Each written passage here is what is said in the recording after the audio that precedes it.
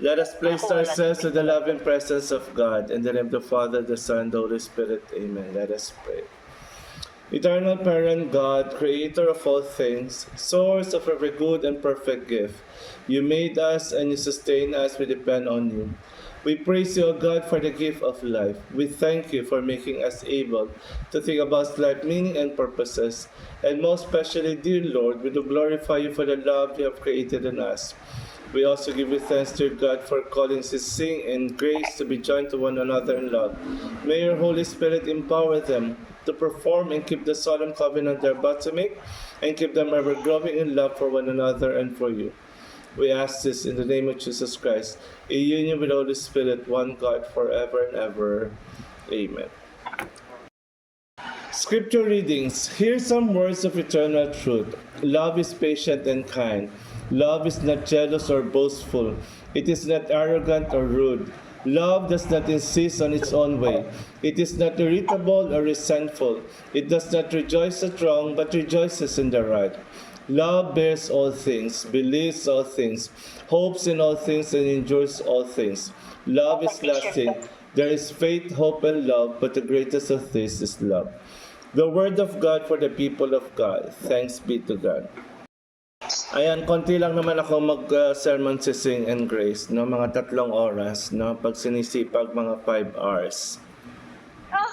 Hindi. Hindi na. Hindi man. Ito naman ay pagpapaalala lang naman sa kinakasal. There are many reasons why people marry, but I'll give you 3 reasons why people marry. The first reason is that you want to bind together. In all religions, there are forms or rituals of a wedding. No, in this case, we call it the rite of holy union. Although hindi pa legal sa atin kasi wala pa tayong marriage equality law, hindi pa siya may lalagay sa PSA, pero hindi naman siya illegal or bawal kasi we're protected by freedom of religion. However, yung ibang couple nagagamit nila itong certificate of holy union sa mga bansang merong marriage equality, no, like US, Canada, Australia, New Zealand, sa Europe, no, as evidence of relationship or proof of togetherness, kaya nakukuha nila. Now, yung iba naman nagagamit nila sa insurance at saka sa banks. But other than that, hindi pa mapapalitan na apelido. Now, yung recent Supreme Court decision, breakthrough yun. Kasi kinilala ng Supreme Court yung pagsasama ng 2 tao. Actually, away yun ng dalawang couple, ng dalawang babae. But eventually, nagkaroon ng Supreme Court decision kasi inano ng Supreme Court decision yung lower court Anyway, so pwede na ang couple na magkaroon ng property basta hati sila. I mean to say, sabi ng Supreme Court, may contribution. Ibig sabihin, pag bumili ka ng property, kung kayo ay parehong nagbigay ng pera doon, pag kayo ay nag-away ng hahatiin nyo yon.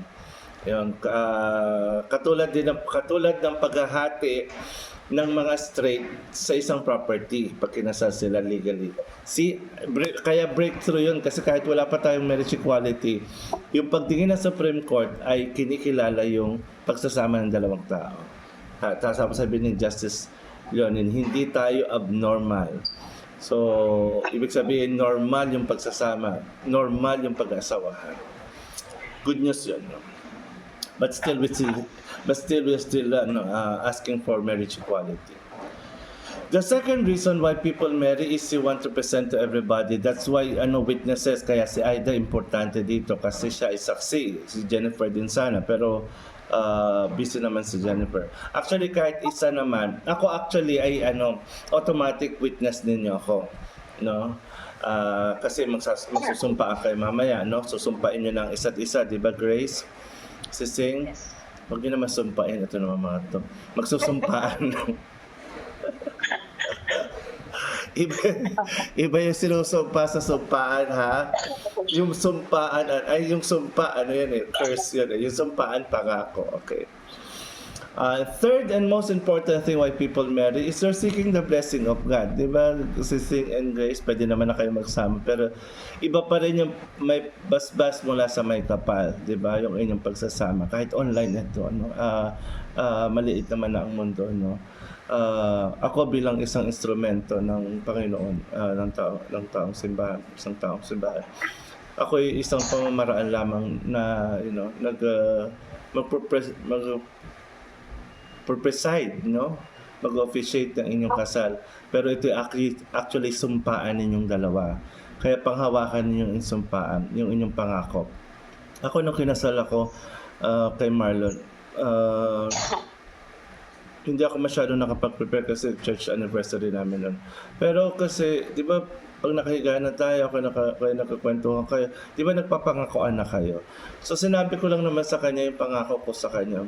Sabi ko, maliit kasi sa akin si Marlon, sabi ko, mahal, sa laki kong to, pag naghanap ka ng iba, kakalad ka rin kita. At mag-20 years na kami, no? And I really mean what I say, no, Sising and Grace. I really mean what I say. Pangako ko yun. Saksi mga almost 150 ang guest ko noon. Guest namin, no? Kasi church anniversary namin. But with or without the audience, actually, it's a promise that I could meet, no? Hindi perfect yung relationship namin ni Marlon. There's no such thing as perfect relationship, Sising and Grace. I will not give you a false hope that after this you will have happy ever after life. I will not give you that false hope, pang Disney lang yun, ha? But I'll give you this truth, Grace and Sising. There will be ups and downs of the relationship. There are people who will destroy you. There are people who will misjudge you. Ang daming judgmental sa mundo, no?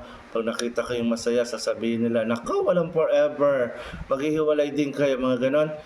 Dead maha, kung sila walang forever, kayo may forever. Kung sila walang forever, kayo may lifetime. It's the decision that we made. No? Masarap pa rin may katuwang sa buhay. No? Masarap pa rin may katuwang sa buhay. Hindi perfecto, hindi naman ganun kaano lang, pero at least meron kang katuwang sa buhay, kasama sa buhay. Kaya I rather choose na hindi lang kabiyak eh. Kasi sa mga straight, they call it kabiyak. Ako mas gusto ko yung term na katuwang. Kasi partner mo lang, katabi mo lang, 'di ba? Hindi well, kabiyak is okay naman, but you know, katuwang is still I think the best word for partnership, no? Last, and this is important, you pray together, no? If you need to go to church, you go to church together. A simple prayer before meal, importante yan, no? Always think God and put God at the center of your lives. Amen? Bluetooth disconnected.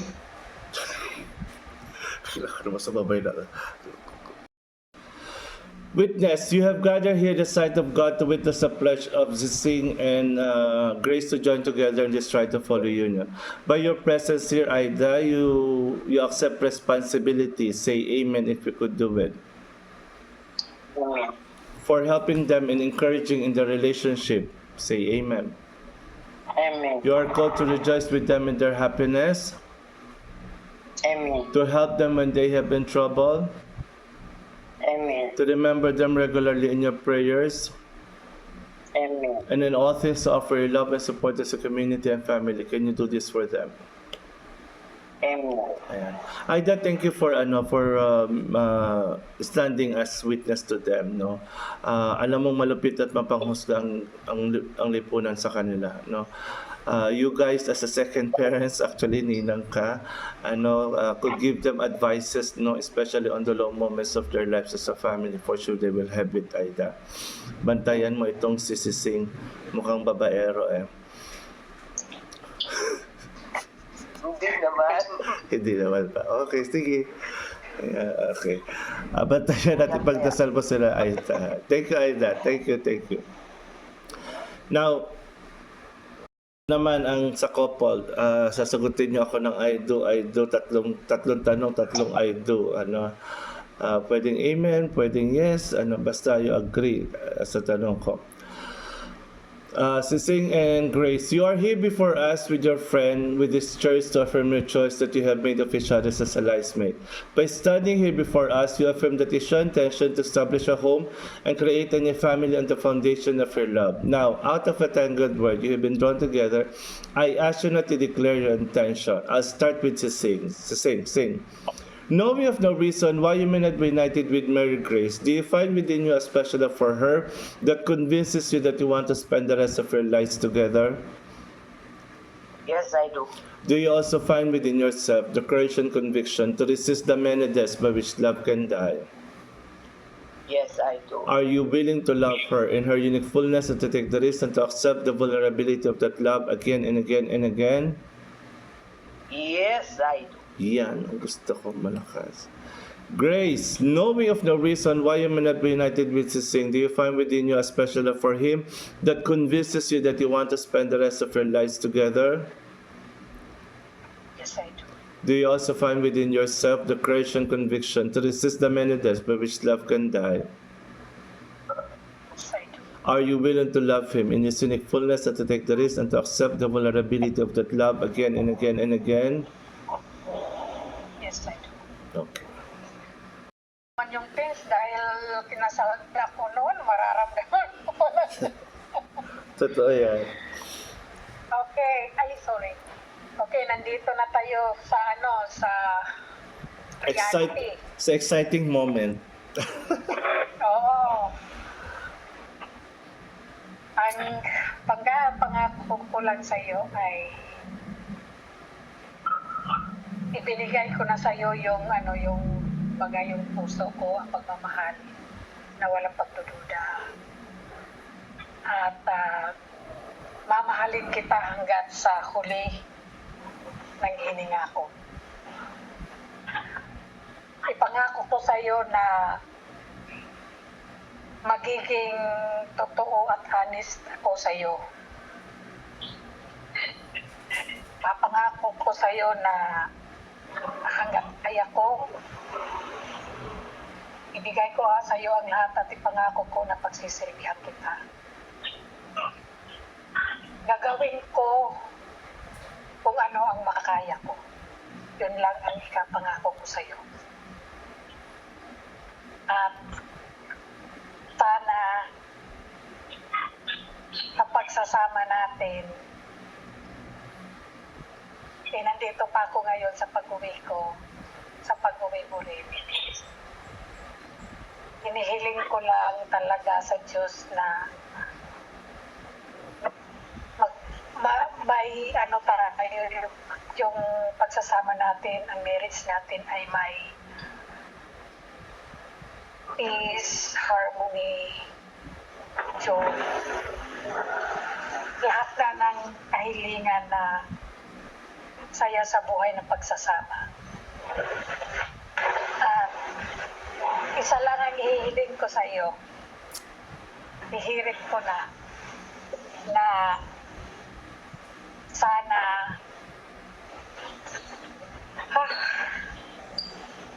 yung pananahimik pag nagkatampuhan sana tigil na. Sana i-ano mo sa akin kung ano yung alam mo na yung dahilan ng pagkakampo at pag-usapan bago matulog. Huwag itintin para kasi ang pananahimik hindi yun ang solusyon kasi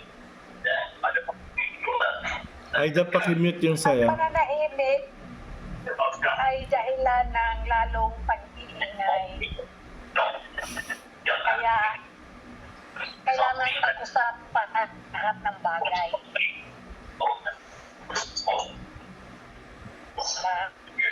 Yun lang ang yan po. Na walang pagdududa.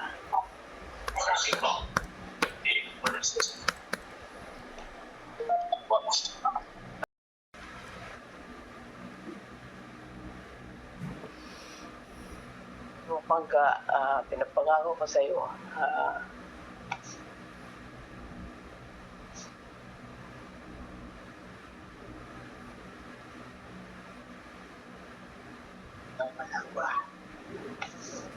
lagi na akong susunod sa sinasabi mo para hindi ka na sa akin pagagalit. At lagi na rin lagi akong sa iyo para papasaya ba, para hindi ka na rin magalit sa akin. At kung ano man mga desisyon mo, susuportahan kita. Kung mayroon mga dumating na mga mga unos, ayan, nandito lang ako. Pangako, aalagaan kita hanggat nagsasama tayo.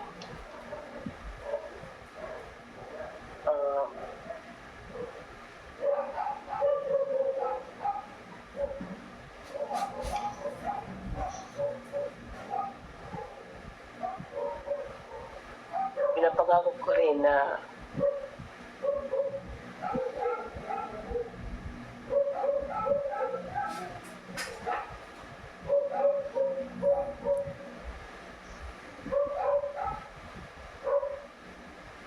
kung ano mang mayroon sa akin, mayroon man akong pera na konti, bibigay ko sa'yo.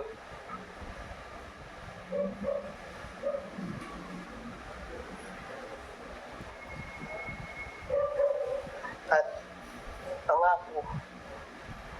pangako rin sa'yo na hanggat nabubuhay tayo ay hanggat hindi mawawala yung pagmamahal ko.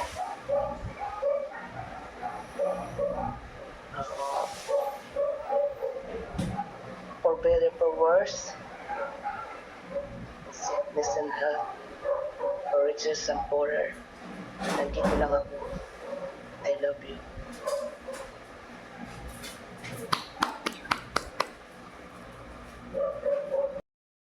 This rings marks the beginning of a life journey together, a journey filled with wonder, surprise, laughter, tears, celebration, sorrow, and joy. These rings are circles symbolic of that which is without beginning or end. Now, sing, repeat after me. With this ring, With this ring, I offer you my love, loyalty, and faith. I offer you loyalty and Faith faith. that in all changing That the all changing, circumstances in life, we shall always live we should always live together in love. together in love. Okay. Now, Grace, repeat after me. Receive and wear this ring Receive and wear this ring. as a sign of the covenant The stars of hope. we have made here today We have today in the sight of God the sign of God, and in the presence of our witnesses. the precious of our witnesses. Amen. Amen. Blessed God of all creation, through your goodness we have this bread to offer, fruit of the earth, work of human hands, that will become for us the bread of life. Blessed be God forever. Pakibaba, pakiangat yung liquid. Blessed God of all creation, through your goodness we have this wine to offer, fruit of the earth, work of human hands, that will become for us the cup of life. Blessed be God forever. Baba nyo na muna. The liturgy of the Eucharist. The Lord be with you. And also Lift up your hearts. We lift them up to the Lord. Let us give thanks to the Lord our God. It is right and just. O great Almighty Parent Creator God, we pray, may the Holy Spirit sanctify these offerings that they may be the body and blood of our Lord Jesus Christ for the celebration of this great mystery that He has left us an everlasting covenant. And on the night when Jesus was betrayed, Jesus took the bread. And when had given thanks, He broke it and gave it to His disciples and friends and said, pakiangat yung tinapay. Take it, this is my body which is given for you. Do this for the remembrance of me. My Lord and my God, my Lord and my God, my Lord and my God. Pakibaba na, pakikuha yung wine. And after supper, Jesus took the cup of wine, and when had given thanks, He gave it to His disciples and friends and said, drink this, all of you. This is my blood of the new covenant, which is shed for you and for many for the forgiveness of sins. Whenever you drink it, do this for the remembrance of me. My Lord and my God, my Lord and my God, my Lord and my God. Pakibaba na. Let us proclaim the mystery of our faith. Christ has died, Christ has risen, Christ will come again. Now let us recite the Lord's Prayer together. Together we say, Our Father, who art in heaven, Hallowed be thy name. Thy kingdom come, thy will be done on earth as it is in heaven. Give us this day our daily bread, and forgive us our trespasses, as we forgive those who trespass against us. And lead us not into temptation, but deliver us from evil. For thine is the kingdom, the power, and the glory yours, now and forever. Amen. It is appropriate that the Holy Mission as a couple united in this holy Eucharistic meal and may be constantly fed by the communion with Christ, the body and blood of Christ. Kainin natin.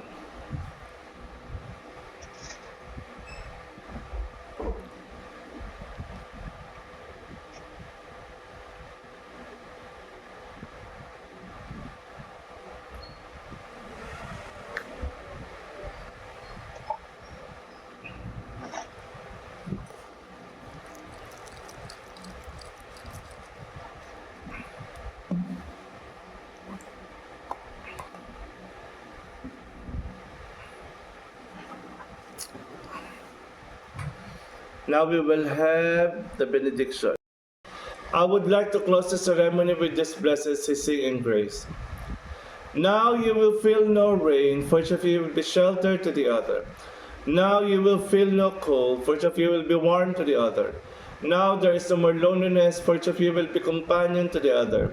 Now you are two bodies, but there is only one life before you. Go now to your dwelling place, to enter to the days of your togetherness. And may your days be good and long upon the earth, in the name of the Father, and of the Son, and of the Holy Spirit. Amen and amen. Pronouncement: by the power vested in me by the LGBTS Christian Church in the Philippines and in Asia, I now pronounce you partners in life. You may now virtually kiss each other. Flying kiss. Ayan. Congratulations. Yan, Sis Grace and Elena at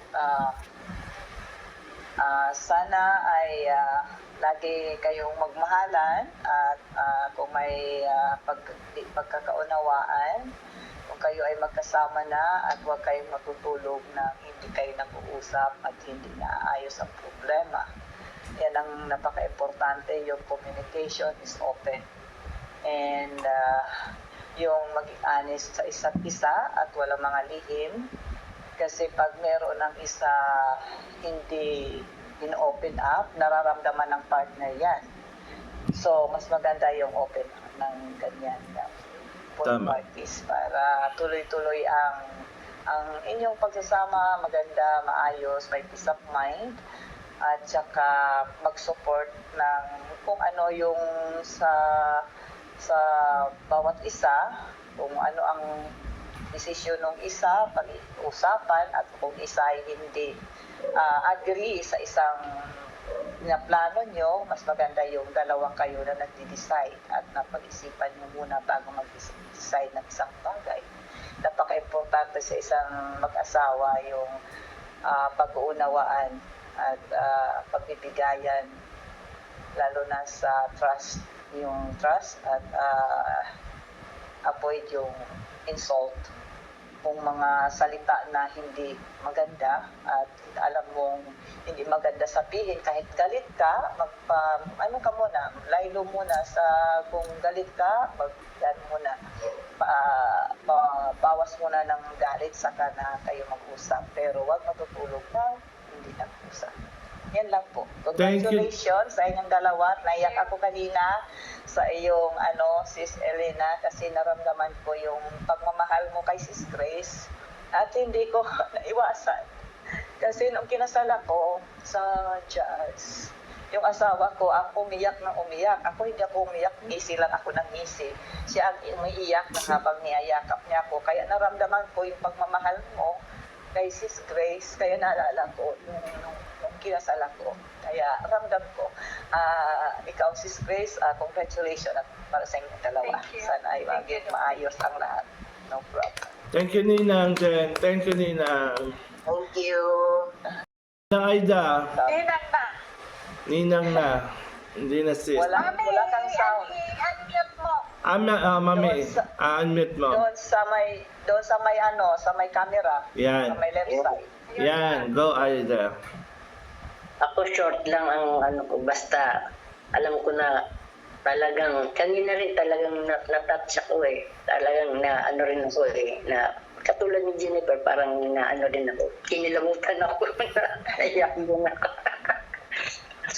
Masaya ako para sa inyong dalawa. Plus, na ano nyo na rin yung minimitin yung dalawa na akala ko hindi matutuloy, natuloy na rin pala. Andito lang kami, pag may mga malayo man kayo sa amin, tawag lang. Yung wala man kaming maibigay, ako lalo na wala man akong maibigay na kundi yung advice lang sa inyo kung anong mga, alam ko namang kayong dalawa eh pagkakasundo eh. Yun lang, at congrats at natuloy din. Masaya ako para sa inyo dalawa. Congratulations. God bless you. Thank you, Ninang Aida. Thank you, everybody. Thank you for your time. I know we're all busy and you give your time for this online wedding. Thank you, thank you. Sising Grace, congratulations. Mag-usap na lang tayo sa GC for more details yung inyong certificate, ha? Thank you so Okay, much. thank you. God bless you, God bless you. Okay. Thank you, Father. Thank you, Thank you, Father. Father. Thank you. Thank Thank you. you, Ninang. Thank you.